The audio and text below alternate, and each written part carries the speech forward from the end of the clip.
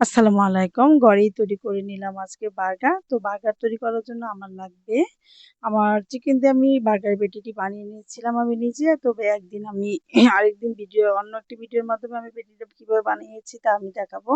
তারপরে আমি মেয়োনিজ বানিয়ে নিয়েছিলাম। আর লাগবে লেটুস পাতা, চিজ আর হচ্ছে সস।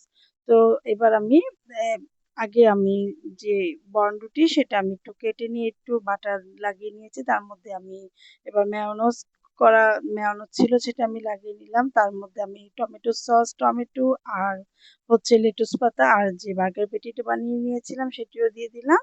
তো তারপরে আবার আমি মেয়োনিজ দিয়ে দিলাম। মেয়োনিজ দিয়ে তারপরে উপরে আবার আমি যে চিজ সেটিও দিয়ে দিলাম। দেওয়ার পরে তারপরে যে বনের আরেকটা পার্ট ছিল সেটা আমি এবার দিয়ে দিলাম।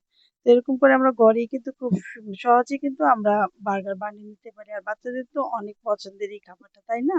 তো আপনারাও এভাবে ট্রাই করবেন। আর বার্গারটি খেতেও কিন্তু অনেক মজার ছিল। ধন্যবাদ সবাইকে।